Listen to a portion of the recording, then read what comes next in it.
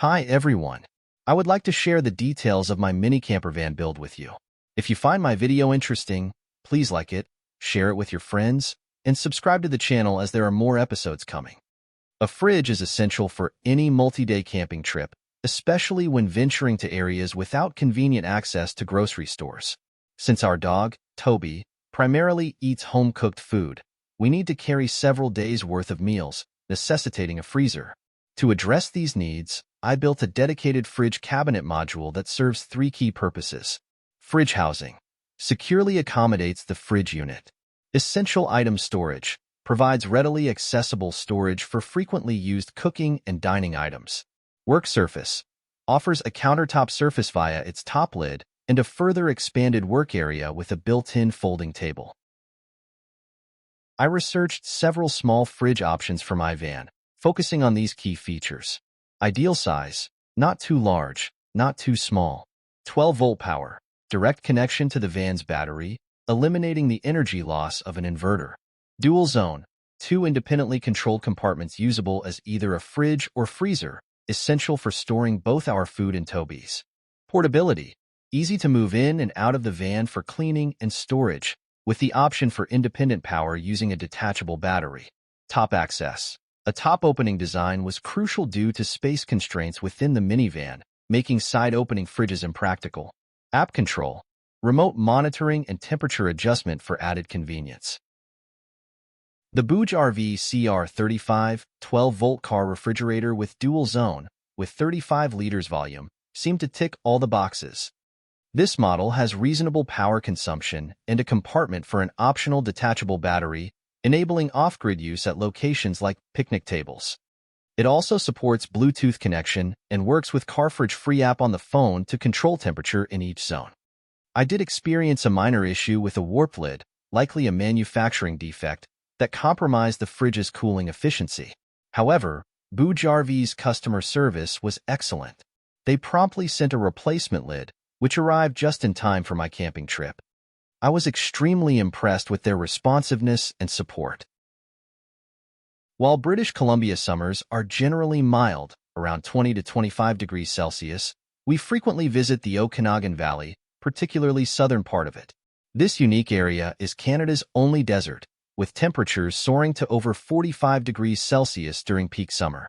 With plans to travel further south next year to California, Utah, and Arizona, I decided to add extra thermal insulation to my fridge to maximize cooling efficiency. BougeRV offers insulated protective covers designed for their specific fridge models. These covers fit perfectly, with precise cutouts for ventilation and connectors. This extra layer of insulation helps minimize power consumption by reducing the workload on the compressor to maintain the desired internal temperature.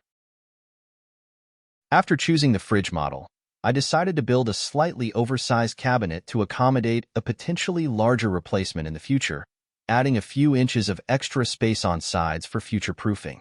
This also improved airflow around the fridge, particularly on the right side where the ventilation outlet is located. I also added ventilation holes in the cabinet's back wall, aligning them with the fridge's ventilation intake. Initially, I planned to position the fridge at the top of the cabinet, accessible by lifting the countertop lid, with a drawer for food storage below. However, 3 factors led me to relocate the fridge to the bottom. The cabinet's top is angled to follow the curve of the reclined front seats, similar to the sink module, limiting the available depth for the fridge.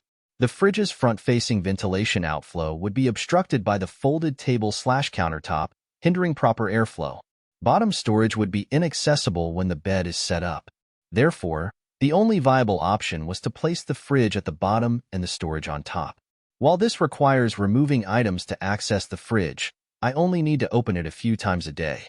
To mitigate this inconvenience, I designed a unique lifting storage feature, described later. A large front opening allows for easy removal of the fridge for cleaning after trips. While it can remain in the cabinet during the summer, I prefer to remove it during the off-season when I use the minivan for commuting to prolong its lifespan. For easier handling, I added handholds to the sides of the cabinet. I routed the fridge's power wires beneath the cabinets through an opening in the steel angle foundation that houses the second-row seat hardware. This wire connects to a 12-volt cigarette lighter outlet built into the cabinet floor. I noticed the connection between this outlet and the fridge's input connector was not secure enough, especially with the vibrations of driving. To address this, I implemented a locking mechanism to ensure a stable connection. As previously mentioned, my initial design placed the fridge at the top of the cabinet, but this proved incompatible with other design constraints. Relocating the fridge to the bottom let me use upper space for storage of the essential kitchen items like cutlery, snacks, and cups. I opted for a handled plastic wicker basket for easy removal of all these items and access to the fridge. While this worked in practice during the first camping trip, it presented a new problem: where to put the basket when accessing the fridge. It could be placed on the couch if only one person was sitting there, but with two people, space became limited. Additionally, the countertops were usually occupied with cooking supplies, leaving no convenient place for the basket. I had a crazy idea. The storage should move vertically, like an elevator, and lock in the upper position to provide access to the fridge. I built a storage bin to replace the original basket, incorporating a handle cutout for easy lifting. To secure it in the raised position, I used furniture sliders with gravity locks. The challenge was that these rails are designed for horizontal use, relying on gravity to engage the locks. However, my design required vertical movement.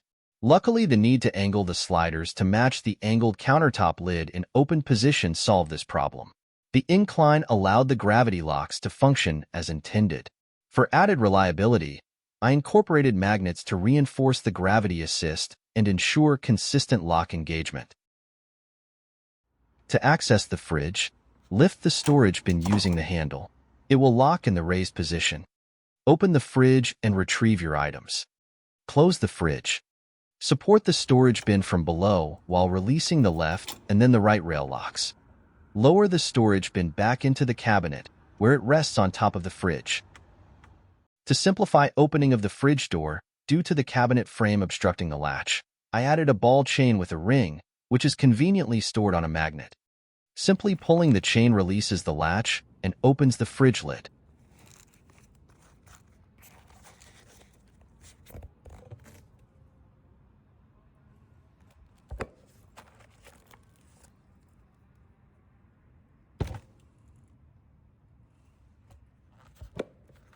I repurposed Corian solid surface material from a previous kitchen renovation for the lid and folding table.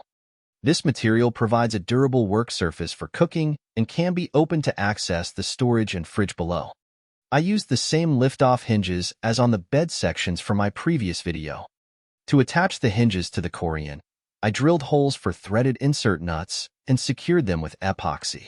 When drilling the Corian, be careful to use a drill bit stop to prevent drilling through the surface.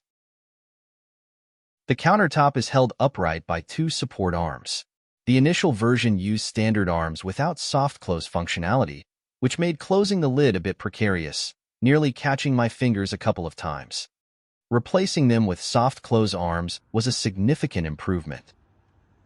To secure the lid during travel, I installed locks on the cabinet face that engage with steel angles attached to the underside of the countertop. To open the lid, pull and rotate the lock.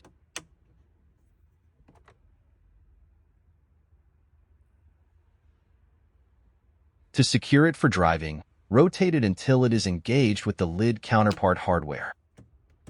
As mentioned in my kitchen sink module video, I extended the countertop over the cabinet front face to accommodate the overhanging sink edge. This extension continues over the fridge module too, and now serves as a convenient handle for opening the lid.